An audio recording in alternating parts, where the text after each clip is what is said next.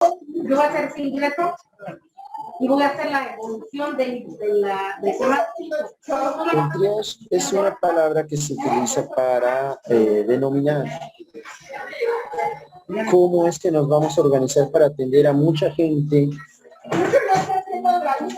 y de qué manera vamos a dar prioridades, cómo vamos a seleccionar a los diferentes pacientes. La que sigue. Es un neologismo, es una expresión que nos permite discriminar la urgencia, la necesidad de atender rápido a una persona. Viene de una palabra que se llama trier, que significa escoger. La que sigue, por favor.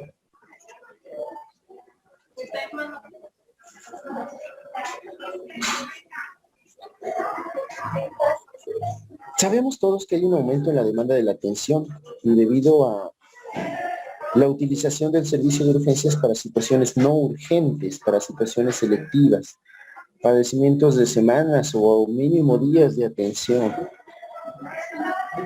Y se tiene que gestionar el riesgo de los pacientes para que, sin negarle la atención a nadie, pueda tener atención prioritaria quien lo necesita, quien realmente está en riesgo su vida. Y para poderlo determinar necesitamos hacer un proceso de selección de prioridades. La que sigue, por favor.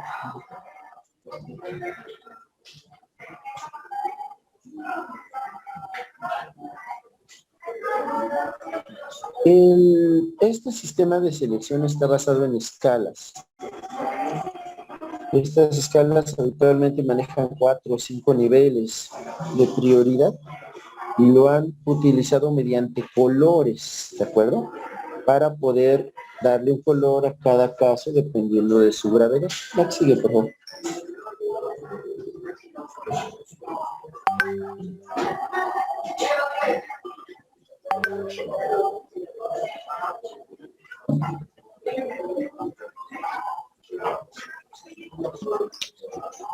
¿Cuáles son las funciones de esto? Identificar el riesgo vital, priorizarlos de manera adecuada, asegurar la reevaluación de aquellos que no tienen prioridad pero que sí están solicitando atención y decidir un área adecuada de atención.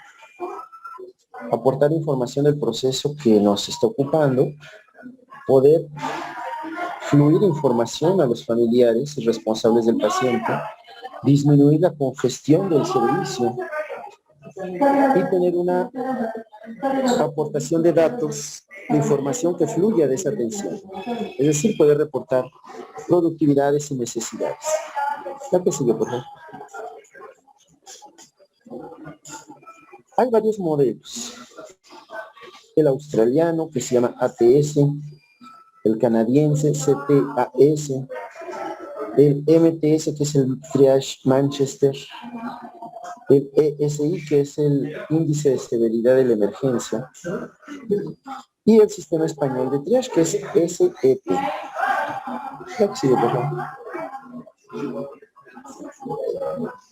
El triage militar es diferente al triage civil. En el contexto militar, el triage requiere asignar prioridades no al más grave, sino a quien va a recuperarse pronto para poder continuar con su lucha, con la lucha armada. La que sigue, por favor.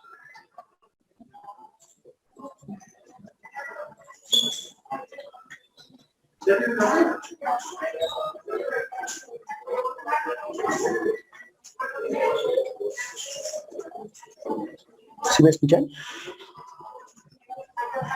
Sí, Doc. Sí, se escucha, Doc. Este es un comercialote para presumirles que estuve sirviendo en este grupo de fuerzas de mi país. La que sigue, por favor. Ay, presentarme porque ustedes no nos habíamos visto mucho antes. Aquí en esta tabla están diferentes características comparando diferentes factores, diferentes elementos que evalúa cada una de las escalas para que ustedes las conozcan. Son muy parecidas y su objetivo es simplemente asignar una prioridad. ¿De acuerdo? La que sigue, por favor. ¿Cuál es la principal utilidad? No solamente en los eventos masivos, también en los día a día en que estamos saturados de pacientes. Por ese motivo, principalmente en los eventos con múltiples víctimas, es que debemos priorizar la atención de estos pacientes. Denme un segundo, por favor.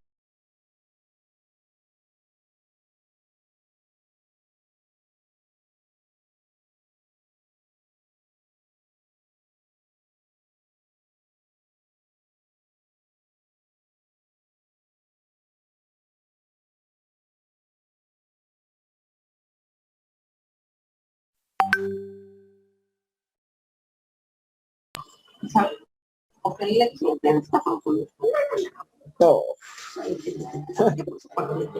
Sí, no. Nada más de que, oye, sí, no es que uno fuera más, pero en algún papel.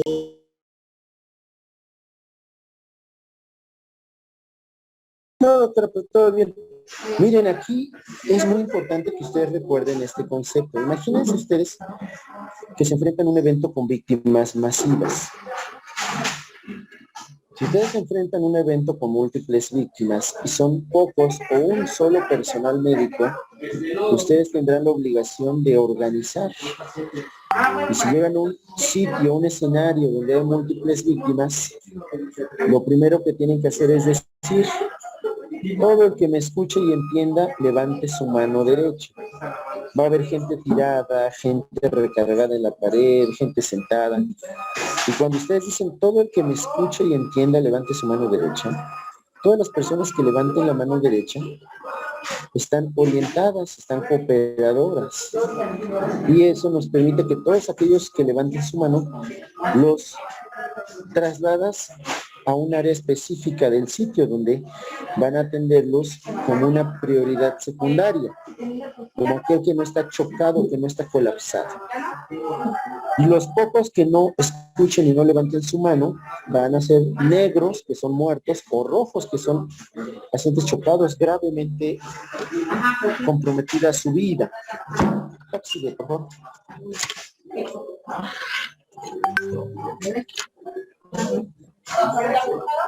Estas tarjetas están diseñadas para poder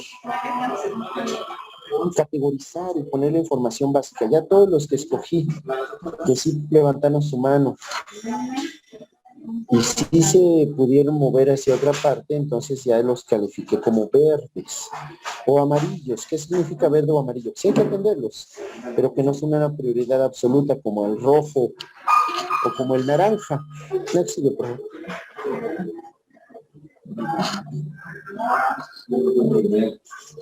El paciente que ustedes clasifican en rojo, hay un solo concepto que no deben olvidar, que se llama paro cardiorrespiratorio. Todo aquel paciente que no pueda responder y que esté chocado. Puede ser naranja cuando está chocado, cuando está en malas condiciones, pero tiene pulso. Pero rojo es exclusivamente todo aquel que está en paro cardiorrespiratorio. Lo que sigue, por favor. No te acuerdas cuando tenía depresión, la de cuando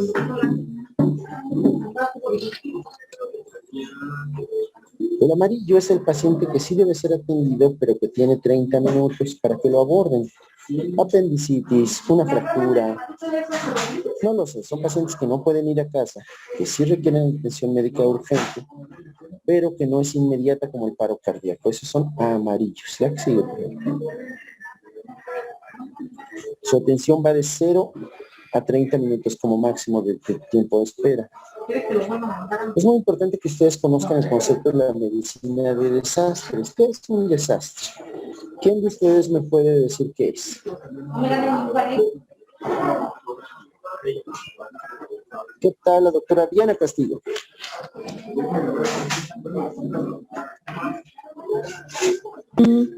Un desastre, pues podría ser aquella situación en donde se pone en riesgo la vida.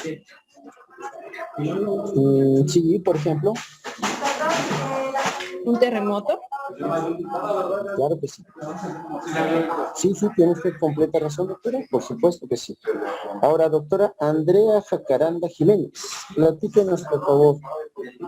¿Qué opina usted de lo que nos comenta su compañera? Ella tiene completa razón en que un sismo, un terremoto, es un desastre. Pero yo les pregunto a ustedes, ¿qué más entienden por desastre? Efectivamente, tiene toda la razón su compañera. Pero ¿qué caracteriza un desastre en relación con algunos otros eventos que atendemos todos los días?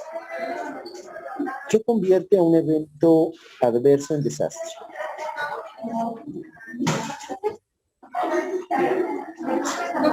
Sí, claro que sí. Es que le voy a...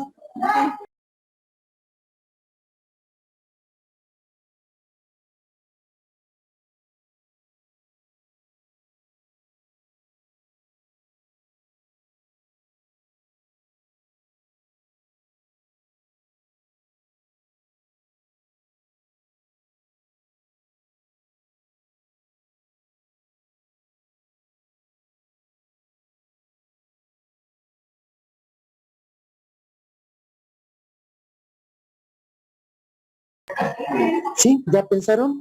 ¿Qué es lo que define o qué características tiene un evento adverso para que yo lo califique de desastre? Y es un concepto bien interesante. Por ejemplo, les voy a platicar.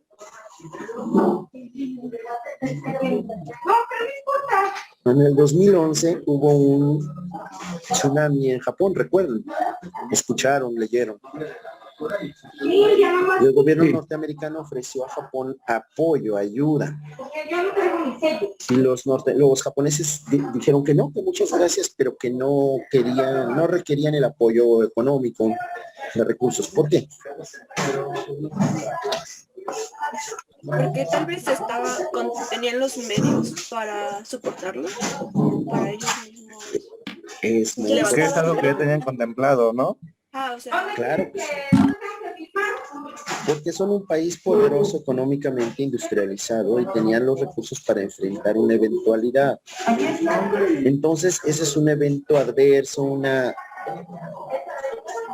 situación de víctimas masivas, pero no es un desastre, porque el desastre se define como toda aquella situación en la que mis recursos se ven superados por las necesidades. Eso define al desastre. La que sigue, por favor.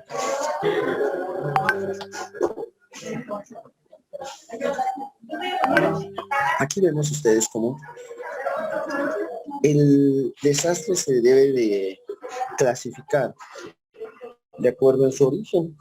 Si es de origen natural, como un sismo, como una erupción volcánica, o aquellos causados por el hombre. Y además de los causados por el hombre, hay desastres de tipo mixto. La que sigue, por favor. En la cual hay una situación de vulnerabilidad y una situación adversa que se agrega por complicaciones causadas por el hombre. Nos ponen como ejemplo una hambruna que ya era por sí misma un desastre, que generó guerra o guerrillas. Y eso es de origen mixto, porque no solamente la hambruna, que es de tipo natural, sino la guerra de origen de los hombres. La que sigue, por favor.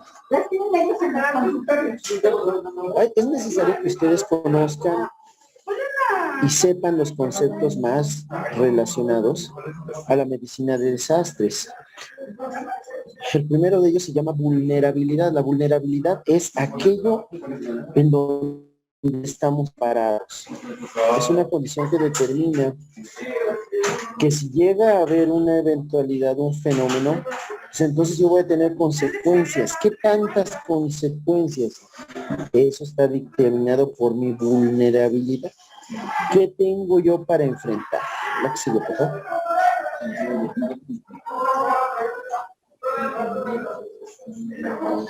Todos, absolutamente todos, tenemos riesgos.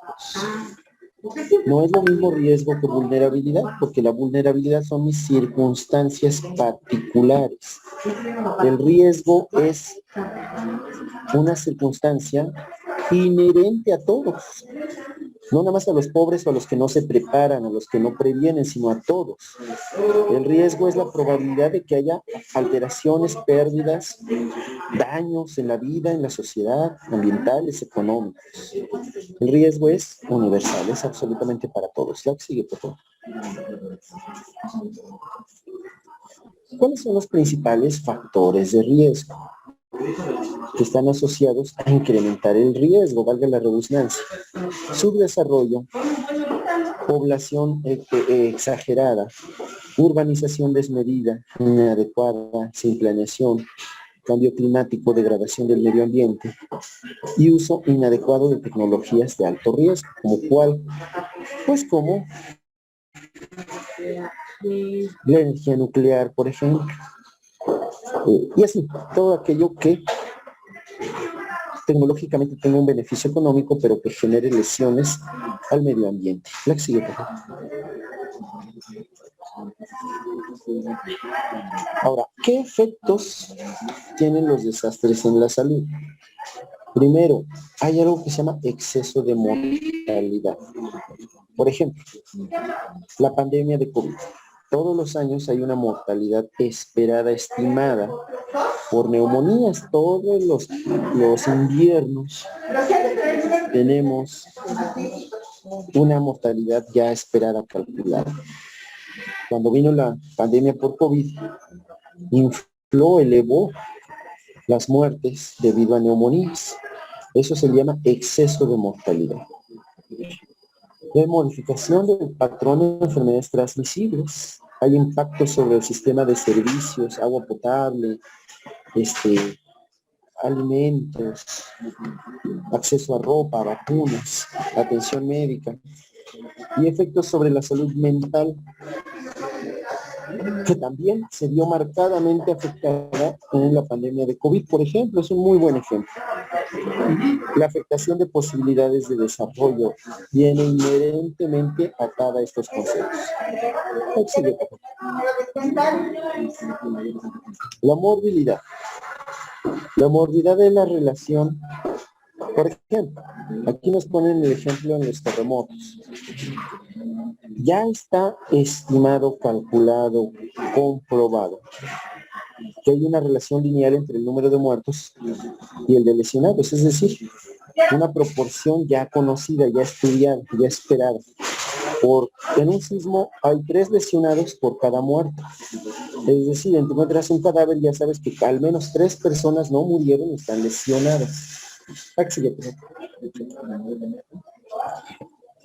Bueno, vamos a hablar sobre algo que se llama ciclo del desastre, que consta de diferentes fases. Interdesastre es el primero. Procesos para la elaboración de mapa de riesgos para la comunidad.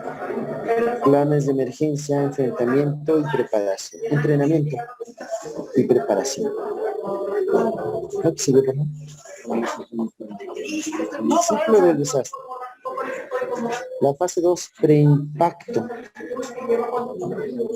Inmediatamente antes de la ocurrencia de un desastre. Aviso a la población, implementación de medidas mitigadoras. Ejemplo, un ciclón, un huracán. Yo un terremoto no lo puedo prever, no lo puedo esperar. Pero sí puedo esperar la realización de medidas como poner madera, como reunir víveres, todo esto. En el caso de un ciclón, un huracán. La que sigue, por favor. La fase 3 del ciclo del desastre ocurre en el momento en que llega el impacto del desastre, en el momento en que ocurra el desastre. Como ustedes pueden ver, el servicio es un poco caótico, mejor me voy a mover.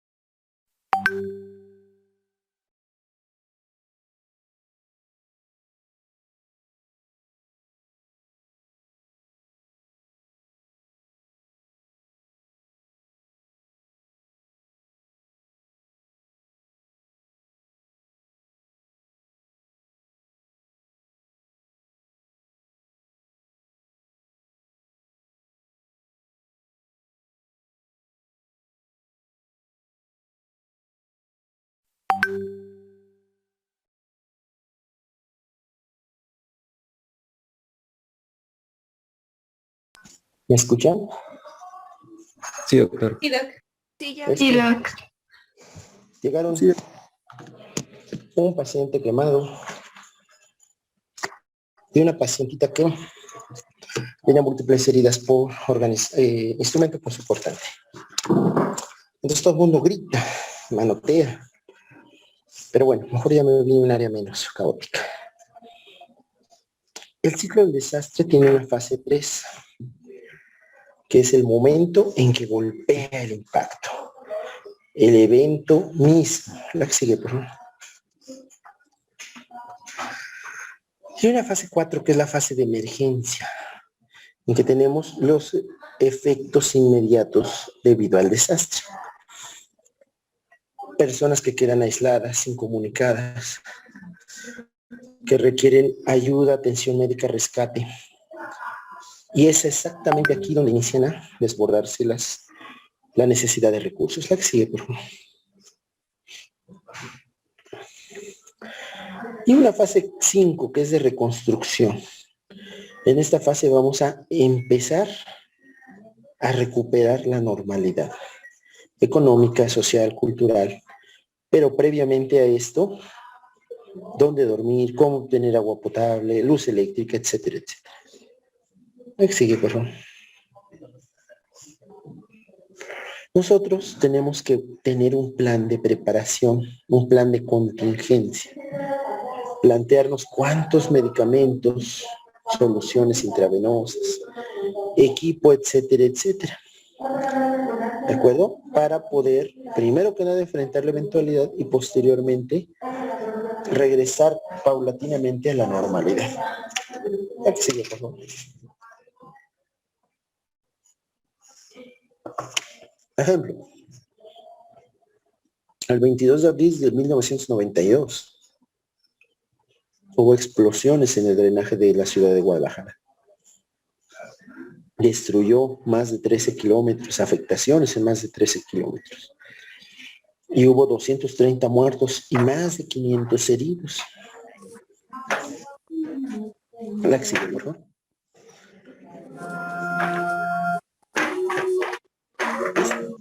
Hubo el 19 de noviembre de 1984 un evento de explosiones, un conjunto de explosiones en una planta distribuidora de Pemex debido a una fuga no controlada de combustible y mató a muchas personas. Esto fue en San Juan Ixhuatepec, Estado de México. Sigue, por favor. ¿Cómo olvidar?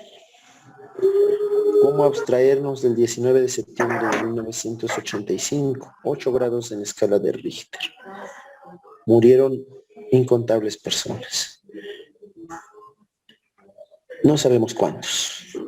Fue hasta ahora el peor sismo que hemos vivido. La que sigue, por favor. Fatídico 19 de septiembre. Nuevamente el 19 de septiembre del 2017. 7 grados en la escala de Richter y Mercalli. Hubo muertos. Menos, pero sí hubo muertos. Y hubo un gran impacto en el sistema de salud también. La que sigue, por favor. Otro evento adverso grave, gravísimo, pero por primera vez no solo en México, sino en todo el mundo. Una gran cantidad de personas infectadas. Lamentablemente se ha politizado el tema. Quieren culpar al gobernante en turno cuando esta infinita cantidad de muertes se debe a la extrema obesidad, a la diabetes descontrolada, a la hipertensión descontrolada, a nuestro deplorable estado de salud en general de la población, el enorme riesgo de obesidad, hipertensión, de diabetes, insuficiencia cardíaca, renal, hepática, y el terrible estado en que se encuentra el sistema de salud, en el cual está debilitado por la falta de recursos. La que sigue, por favor. Los servicios de emergencia siempre están sobrepasados en su capacidad. Siempre, 24 horas, 7 días a la semana, siempre están llenos. Y una herramienta de mitigación es la capacidad de seleccionar qué pacientes requieren prioridad de atención y cuáles pueden o esperar atención o acudir a la consulta externa y no en el servicio de emergencias. Pero esto no se trata de echarlo a la suerte o al azar, sino de detectar quién es candidato y quién realmente tiene en riesgo su vida. La que sigue, por favor.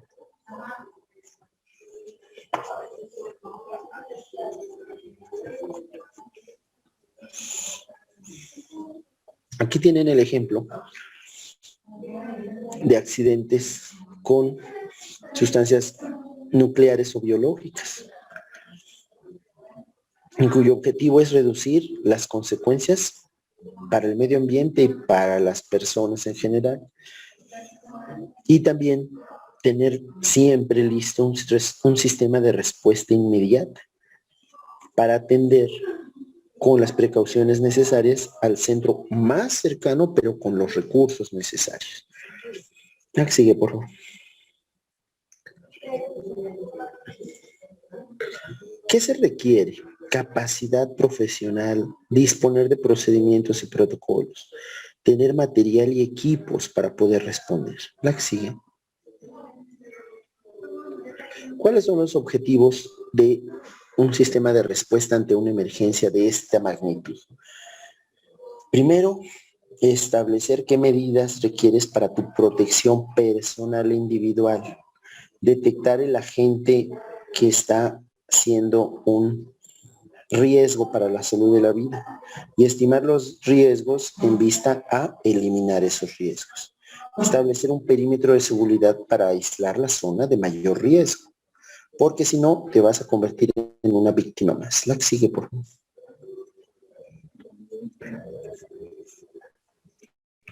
Recuperar y extraer a los afectados, descontaminar a los afectados, evacuar a los afectados y acomodarlos en áreas libres y menos contaminadas, descontaminar a los pacientes afectados y asegurar la atención inicial antes inclusive de iniciar la transferencia a los centros de atención definitiva. La que sigue, por favor. La zonificación es un área de intervención destinada a evaluar en caso de siniestro. Área de socorro es aquella donde se realizan la calificación de los pacientes de acuerdo a su gravedad. Y el área base es la zona donde se puede recibir evacuados para poderlos empezar a distribuir. La que sigue, por favor. Aquí ustedes tienen un esquema de cómo tenemos un incidente en la parte superior. Ese incidente debe de estar de frente a nosotros y que el viento corra desde nuestra espalda hacia nuestro frente para que el viento no sea vehículo de este agente amenazante químico, radioactivo, fuego, no lo sé. Pero debemos estar a contraviento. Ahí establecemos una zona donde van a llegar a cargar y descargar las ambulancias a una distancia prudente que se considera alrededor de 50 metros del sitio de afectación. Y entonces voy a obtener dos áreas. Una estación sanitaria de descontaminación, que es el área blanca, y luego esa cruz roja, que es el puesto médico avanzado, en donde vamos a iniciar el tratamiento y iniciar de un paciente ya descontaminado para, con fines de iniciar la atención e inmediatamente que se pueda su traslado a un centro de atención definitiva. La que sigue, por favor. Lo mismo, aquí tenemos dos esquemas distintos. La que sigue, por favor. Vamos, pásatela, por favor. Vamos a pasar todas estas que es un concepto que ya platicamos. Esta es una ambulancia. Y aquí en la ambulancia ustedes deben de ver cómo debe de haber una adecuada protección. Debe de haber material que proteja de no estar embarrando todo el material contaminante de un paciente. La que sigue, por favor. Lo mismo el concepto de estar en una zona alejada del sitio de contaminación. La que sigue. Vean ustedes esta situación. En nuestro medio enfrentamos una demanda mayor a la capacidad que tenemos para resolver. Y necesitamos establecer prioridades. Llegó un momento en el mes de diciembre del 2020 en el que teníamos sentados a 18, 20, 25 personas saturando por debajo del 70%. Y estaban esperando a que se les consiguiera una toma de oxígeno. Ya olvídense del ventilador mecánico. Estaban esperando que hubiera una toma de oxígeno. ¿Por qué? Pues porque todos los recursos son finitos. Si tú compras 10,000 ventiladores, va a llegar un momento en que una pandemia te demande 10,001. Y eso nos ocurrió. Llegó el momento en que simplemente ya no había ni siquiera tomas de oxígeno. Teníamos 26 personas intubadas en un área de emergencias.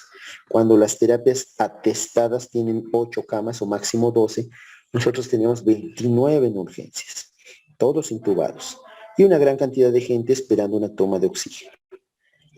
¿Qué sigue, por favor? ¿Qué necesitamos hacer nosotros? Establecer cuáles son los parámetros que debemos utilizar para mejorar la calidad de atención. Y uno de esos parámetros es el tiempo de espera en el servicio de urgencias. ¿Cómo podemos disminuirlo? Mediante una ágil y sistematizada selección de pacientes. La que sigue. Esto se basa en un sistema que nos permita dar niveles de prioridad. 1, prioridad absoluta, paro cardiorrespiratorio rojo. 2, un paciente con grandes quemaduras, chocado, es un paciente que no está en paro, por lo tanto es naranja. Y también su tiempo estimado de atención debe ser inmediato.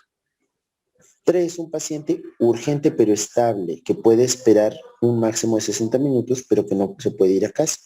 Ejemplo, fracturado, apendicitis, no lo sé. Número 4, urgencia menor. Un paciente que lleva 8 meses con dolor en la vesícula, que ya le hicieron un ultrasonido hace 3 meses, pero que cada que come aguacate le duele, comió aguacate y vino por dolor. Ese paciente tiene una urgencia, sí, porque le duele mucho, pero de ninguna manera va a morir por eso en este turno. Entonces tiene que esperarse a que lo atendamos con un código verde. Y número 5, aquel paciente que va a urgencias porque quiere que le hagan una radiografía, porque su hermano trabajó con un contacto de COVID y entonces él siente que los ojos los tiene muy rojos y ahora quiere una prueba rápida de COVID y una radiografía. Ese paciente no tiene ninguna emergencia, a nadie se le niega la atención, pero va a esperar alrededor de 240 minutos. ¿A qué sigue, por favor? ¿Quién va a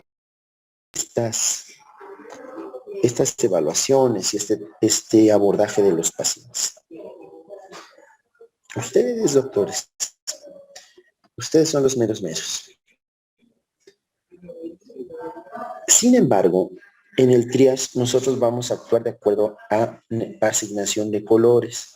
Y esta asignación de colores va a ser mediante signos vitales. Por ese motivo, una enfermera y un médico experimentado son una buena opción para llevar a cabo este esfuerzo. La que sigue, por favor.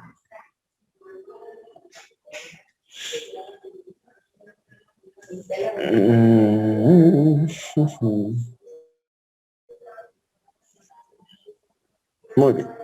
Aquí les puse el sistema Manchester. El sistema Manchester es el que tiene un uso más generalizado en nuestro medio. Consta de 5 colores. Perdón, 6 colores. No, 5. Son el rojo, naranja, amarillo, verde y azul. El rojo es reanimación, resucitación. El 2 es una urgencia real. El 3 es una urgencia que no pone en riesgo la vida de manera inmediata. El 4 es una llamada urgencia menor, por no decirle que no tiene emergencia. Y el 5 es la solicitud de atención sin ningún tipo de urgencia. Y van clasificados de acuerdo a rojo, naranja, amarillo, verde y azul.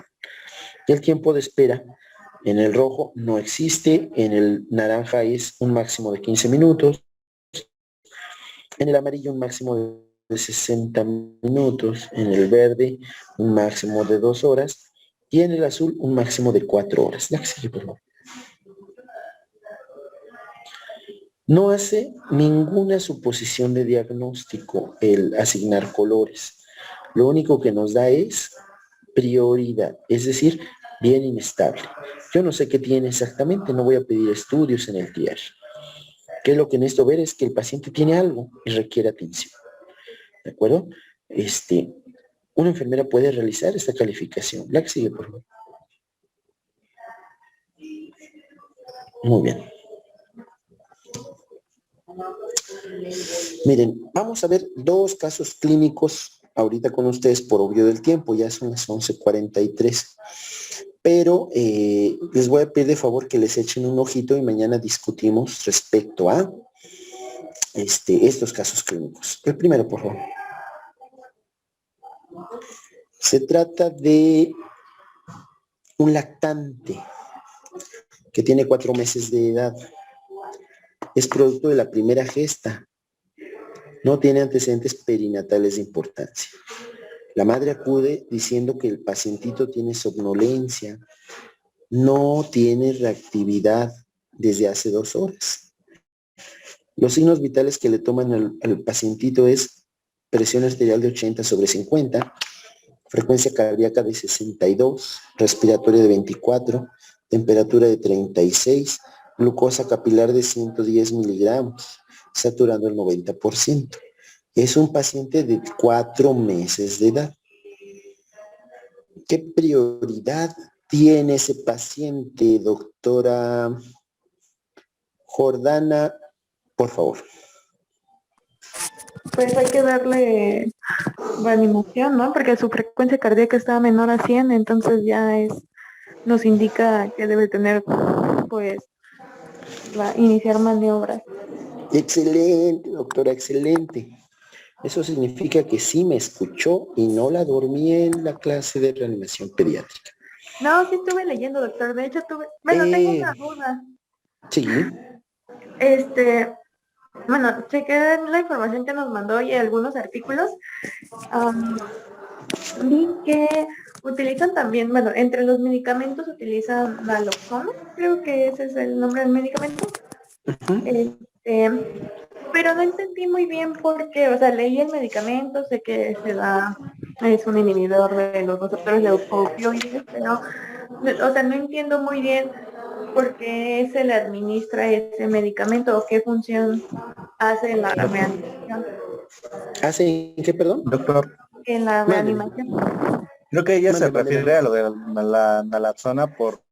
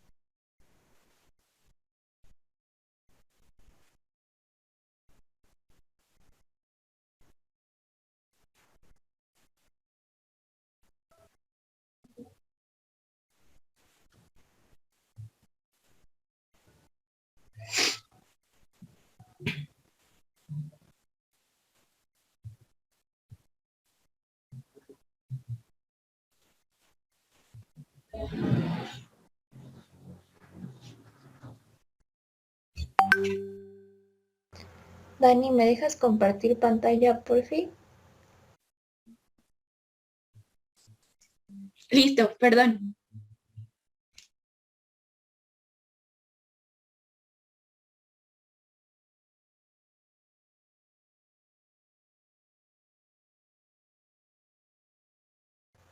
¿Se ve ya? Sí, ya se ve, Barbie. Ya, Barbie. Sí, Barbie.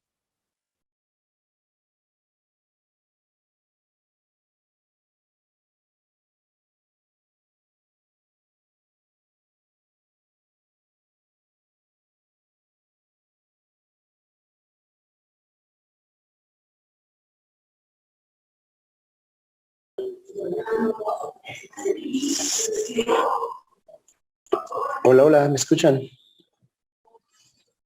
Sí, doctor. Sí, lo escuchamos. Ay, justo cuando estábamos platicando muy a gusto, se acaba esta cosa, pero bueno. Me decías, doctor, que a lo que se refería la doctora era que el uso de naloxona, ¿cómo? Es como para la intoxicación, ¿no? Por opioides, es el antídoto. Lo Ah, que a lo ok. mejor ella vio fue el algoritmo para la sobre de intoxicación sobre opioides, ¿no? Sí, bueno, en la reanimación hace muchos años utilizaban atropina, bicarbonato, y el grupo de expertos ha recomendado que no se use ni atropina ni bicarbonato. Recomiendan el uso de adrenalina y hasta hace muy poco utilizábamos vasopresina y ya se demostró que no mejora la sobrevida de los pacientes en paro cardíaco. Por ese motivo ya tampoco está indicada la vasopresina. En reanimación me comentaba, ¿verdad, doctora? Sí, es que había también leído un artículo. Entonces Ajá. tenía toda una tabla de medicamentos y de hecho comenta lo que usted está comentando, también el bicarbonato. Ajá. Entonces no entendía por qué lo utilizaban, porque pues no, o sea, si leo todo el mecanismo de acción, no entiendo en qué podría ayudar pues al neonato a sobrellevar pues el caso. Si luego me lo comparte, lo reviso, pero me da la impresión de que efectivamente la naloxona es un antídoto para opioides. Ujú. Básicamente o más dirigido a una pandemia de abuso de drogas en Estados Unidos que se llama fentanilo. El fentanilo es un fármaco opiáceo que es un depresor, genera sueño, mucha tranquilidad y mucho reposo. Y el fentanilo es un fármaco de abuso que se ha tornado calamitoso en Estados Unidos. Hay muchas personas que lo usan de manera cotidiana y es muy pequeño el límite entre la dosis terapéutica y la muerte. Ha habido muchas muertes asociadas a esto y se compra cada vez más. El fentanilo es un opiáceo y la naloxona es un antídoto para la intoxicación por opiáceos. Pero no se usa en la reanimación cardiocerebropulmonar. Lo que sí usábamos hace algunos años era atropina y eso hace muchos años. Ya no se recomienda, hace más de 20 años que por ningún motivo se ha recomendado utilizar atropina. De manera teórica, algunos médicos han dicho, bueno, la parada cardíaca genera acidosis metabólica. Por tanto, entonces, démosle bicarbonato al paciente. Y la verdad es que no ha ofrecido ninguna mejoría en la sobrevida de los pacientes en paro cardíaco. Por ese motivo, no es una recomendación en el contexto de los pacientes con parada cardíaca. No lo debemos de utilizar. Y como usted muy bien me dice, la reanimación pediátrica implica que conozcamos las diferencias fisiológicas de un paciente pediátrico y el paciente adulto. Un lactante de 4 meses, como usted muy bien me comenta, es un pacientito que va a tener una frecuencia cardíaca entre 140 y 160 latidos por minuto, incluso en reposo, sin fiebre. Y si usted tiene un paciente con alteraciones del sensorio, dormido, hiporreactivo, y tiene una hipotensión tan marcada y una bradicardia tan severa que en un adulto es normal, 62, en un paciente pediátrico equipara a paro cardíaco, es equiparable a paro cardiorrespiratorio. Por ese motivo está usted excelente en decir, este paciente es rojo, con presiones torácicas, protocolo de asistolia. Me da mucho gusto y la felicito porque efectivamente identificar esas cosas es algo bien importante. En vez de estar, no, primero tómale este estudio, tal laboratorio. No, a ver, si el paciente tiene 62 de cardíaco y 4 meses, ¿qué laboratorio ni qué el carajo? Mételo a choque y de inmediato reanimémoslo. Y esto, doctores, esto no es de ninguna especialidad. Es parte de nuestra formación médica. Ustedes como médicos tienen la absoluta capacidad de estar entrenados para detectar esto. Y de verdad que me da gusto. Miren, ahorita aquí en esta presentación tengo aproximadamente 20 casos clínicos. Si ustedes están de acuerdo, el día de mañana nos dedicamos a las dudas que quedaron de nuestro tema de resucitación pediátrica y a ver estos casos clínicos y les voy a pedir su ayuda a cada uno de ustedes para que lo lean y discutimos qué color de triage le dan. ¿Les parece buena idea? Sí, doctor. Sí, doctor. Sí, doctor. Revisen parece bien. ustedes los casos, vean la presentación, porque en su examen les voy a preguntar los conceptos de medicina de desastres como vulnerabilidad, riesgo, etcétera, etcétera. Denle una repasadita y mañana vemos todas las dudas, retomamos los casos de resucitación y vemos todos estos ejercicios de triage que para mí es bien importante para ustedes. ¿De acuerdo? Mientras tanto, debo de agradecerles mucho su atención, enviarles un abrazo y pedirle a Dios que me permita que si un día termine esta pandemia tenga el gusto de conocerlos. Claro Muchas que sí. gracias, doctor. Claro Esperamos que que sí, doctor. Gracias, doctor. Eso esperamos. Gracias. Abrazo, Gracias, muchachos. doctor. Buen día. Abrazo, Buen día. bye. Doc. Hola, doctor. Muchas gracias.